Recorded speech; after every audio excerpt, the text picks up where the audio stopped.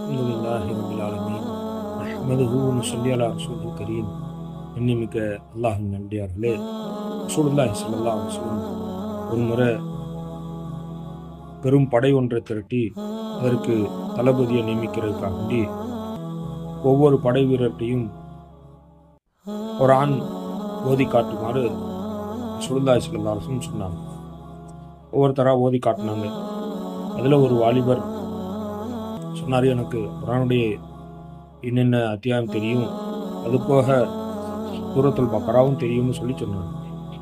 நபி ஸல்லல்லாஹு அலைஹி வஸல்லம் ஆச்சரியத்தோடு கேட்டாங்க, சூரத்துல் பக்ராவும் தெரியுமா? இப்போ நீங்கள் தான் இந்த படைக்கு தளபதின்னு சொல்லி போங்கன்னு சொல்லி அனுப்பிச்சி வச்சாங்க. இன்னைக்கு அல்லாஹ்விலே வேறொரு ஹதீஸுடைய கருத்தாக இருக்குது. அல்லாஹ்வுடைய நபி ஸல்லல்லாஹு அலைஹி வஸல்லம் சொல்லி காமிச்சாங்க, குர்ஆன் அதிகமாக ஓதிவாங்க, அது மறுமையில் ஈடேற்றம் தரும். இன்னும் அதில் ஒளிமிக்க சூறாக்களான சூரத்துல் பக்ரா, சூரே ஆல இம்ரான் ஓதிவாங்க. அது மறுமையில் யார் அதை ஓதி வந்தாங்களோ மறுமையில் நிழல் தரக்கூடிய மேகங்களைப் போலவோ அல்லது பறவைகளுடைய கூட்டங்களைப் போன்றோ வந்து அதை ஓதியவர்களுக்காக துஆ செய்யும்னு சொல்லி சொன்னாங்க. இன்னைக்கு அல்லாஹ்விலே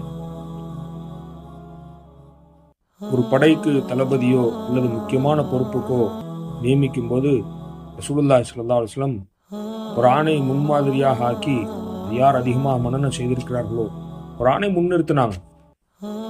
அதே போல நாங்களும் எங்களுடைய காரியங்களில் யார் அதிகமாக குர்ஆனை ஓதி இருக்கிறார்களோ, யார் அதை பேணக்கூடியவர்களாக இருக்கிறார்களோ, அதன்படி வாழக்கூடியவர்களாக இருக்கிறார்களோ, அப்படிப்பட்ட பேணுதலை கொண்டு குர்ஆனை முன்னிறுத்தி பார்த்தோம் என்று சொன்னால் அல்லாஹ் சுப்ஹானஹு வ தஆலா அதன் காரணமாக ஏற்படுத்தக்கூடிய பரக்கத் இருக்கிறதே, அது அல்லாத வேறு பரக்கத்திலே இந்த மனிதர் எவ்வளவு திறமைசாலியாக இருந்தாலும் சரி, எவ்வளவு வசதி வாய்ப்புகள் இருந்தாலும் சரி, குர்ஆன் அல்லாதவராக இருந்தார் என்று சொன்னால் அவரிடத்துல எந்த முன்னேற்றமும் ஏற்றமும் காண முடியாது.